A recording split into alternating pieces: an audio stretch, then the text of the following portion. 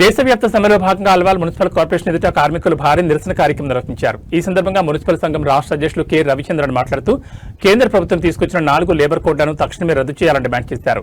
44 కార్మిక చట్టాలను 4 కోట్లుగా మార్చి కార్పొరేట్లకు కొమ్ము కాస్తున్న విధానాన్ని ఆపాలి. కాంట్రాక్ట్ అవుట్సోర్సింగ్ కార్మికులకు కనీస వేతనం 26,000 రూపాయలు ఇవ్వాలి. సమాన పనికి సమాన వేతనం ఇవ్వాలి. ఈఎస్ఐ, పీఎఫ్ చట్టాలను పక్కాగా అమలు చేయాలి. ఉద్యోగ భద్రత కల్పించడంతో పాటు కార్మికులకు గ్రాడ్యుటీ వర్తింపచేయాలి. రైతులకు గిట్టుబాటు ధర, గ్రామీణ ఉపాధి హామీ పథకం పటిష్ట అమలు చేయాలి. ఆశా, అంగన్వాడీ, మధ్యాహ్న భోజన కార్మికులను ప్రభుత్వం ఉద్యోగులుగా గుర్తించాలని డిమాండ్ చేశారు.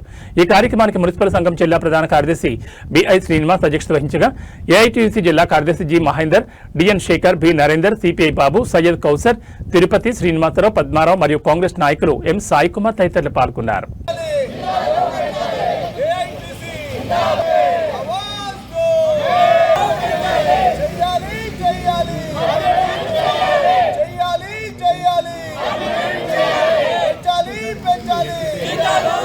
శేఖర్ 40 కోట్ల మంది ఈరోజు సమ్మె చేస్తా ఉన్నారు. ప్రధానంగా ఐఎన్టీయూసీ, బీఆర్ఎస్, అదేవిధంగా టీఎన్టీయూసీ మొత్తం 11 కేంద్ర కార్మిక సంఘాలు ఈరోజు సమ్మె కూడుకుంటా ఉన్నాయి. ముఖ్యంగా ఈ కార్యక్రమాన్ని ఏర్పాటు చేసినటువంటి జిల్లా నాయకులకు, ఏఐటీయూసీ నాయకులకు, ఈ కార్యక్రమంలో పాల్గొంటున్న ఐఎన్టీయూసీ కాంగ్రెస్ నాయకులకు, ప్రెస్ మిత్రులకు అందరికీ కార్మిక పక్షాన పేరు పేరున వందనాలు.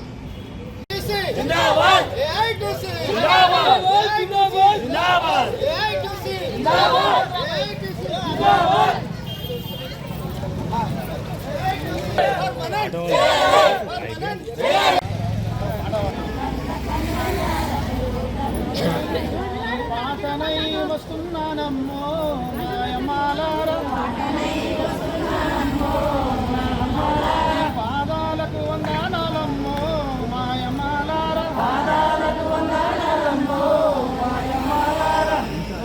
నీ గొంగడి నీ గజ్జ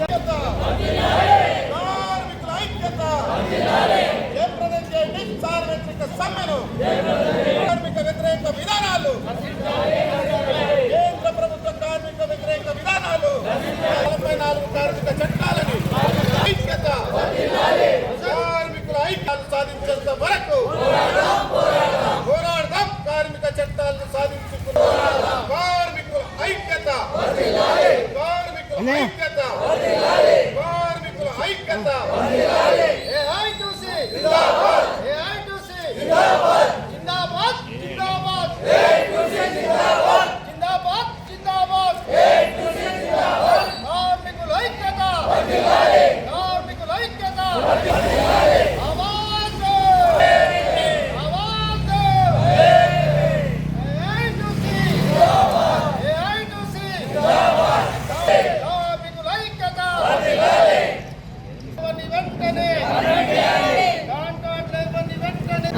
కోట్ల మంది భారతదేశం అంతటా ఈరోజు సమ్మెలో పాల్గొనడం జరిగింది.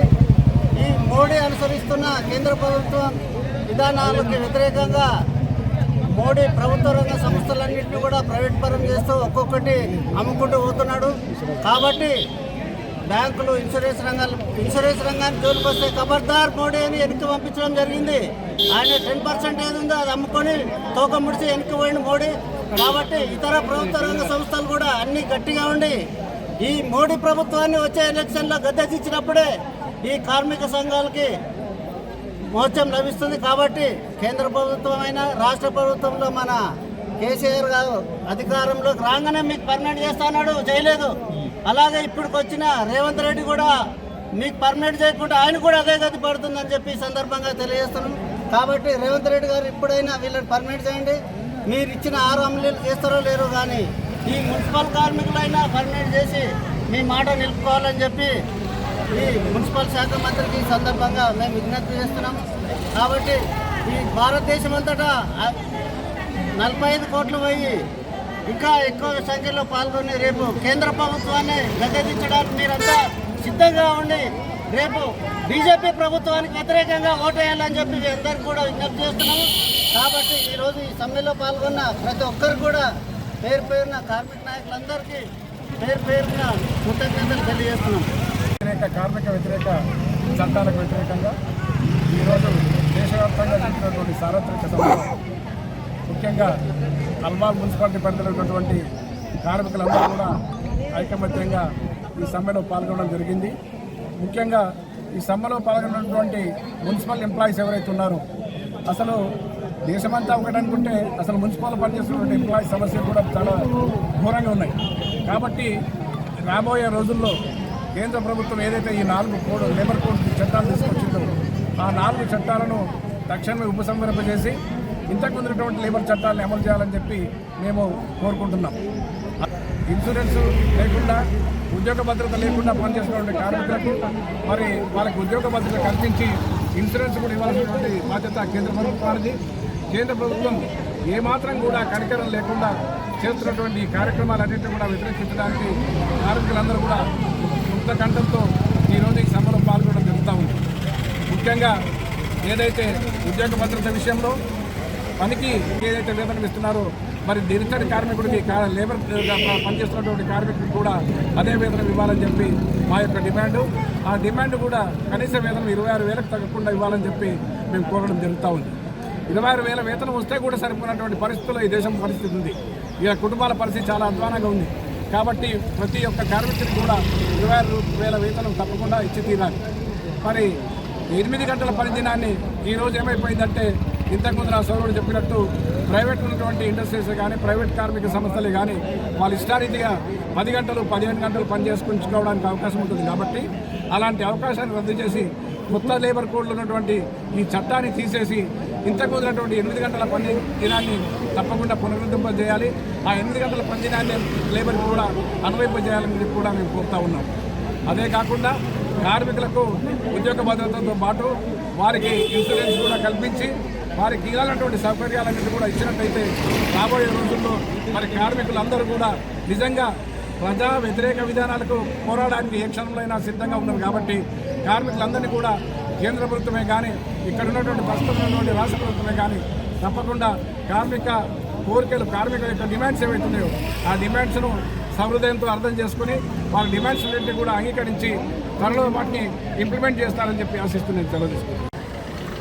తక్షణమే ఉపసంహరించుకోవాలని దేశవ్యాప్తంగా జరుగుతున్నటువంటి సార్వత్రిక సమ్మె సందర్భంగా అల్వాల్ సర్కిల్ దగ్గర ఇవాళ మున్సిపల్ కార్మికులు మరి ఇతర కార్మికులు పెద్ద సంఖ్యలో కార్యక్రమం విజయవంతం చేసింది.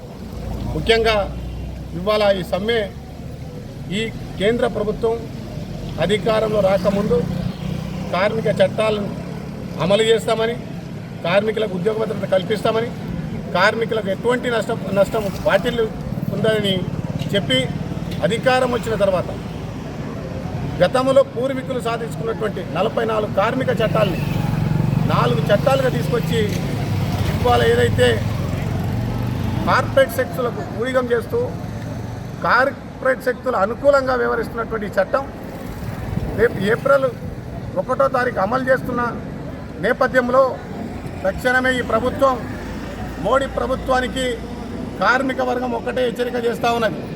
తక్షణమే ఈ యొక్క 4 లేబర్ కోడ్లు ఉపసంహరించుకోవాలి, అమలు చేయాలని చెప్పి 11 కేంద్ర కార్మిక సంఘాలు ఇవాళ దేశవ్యాప్తంగా పోరాటాలు నిర్వహిస్తూ ఉన్నది. ఇవాళ ఒకవైపు కనీస వేతన చట్టాలను అమలు చేయట్లేదు. ఇవాళ ప్రభుత్వ రంగ సంస్థలన్నీ కూడా మూసివేయబడ్డది. ప్రభుత్వ రంగ ఏదైతే ఇన్సూరెన్సు లేదా బ్యాంకింగ్ రంగంలో ఉన్నటువంటి పెట్టుబడులన్నింటినీ కూడా ప్రైవేట్ శక్తులకు దారాదత్తం చేసేటువంటి నేపథ్యంలో తక్షణమే ఈ పెట్టుబడులన్నింటినీ కూడా ఏదైతే నువ్వు పెట్టుబడి ప్రైవేటు శక్తుల నుండి ఇవ్వడానికి వీల్లేదు, దాన్ని ఉపసంహరించుకోవాలని చెప్పి కూడా కార్మిక సంఘాలుగా మేము డిమాండ్ చేస్తాం. కార్మికుల హక్కులను కాల రాస్తే సహించే ప్రసక్తే లేదు. గతంలో మేము తెచ్చుకున్నటువంటి చట్టాలని అమలు చేసేంత వరకు కార్మిక సంఘాలందరూ కూడా ఒక తాటిపైకి ఐక్యంగా పోరాటం చేసి మా చట్టాలు మేము సాధించుకుంటామని చెప్పి ఈ సందర్భంగా తెలియజేస్తున్నాం.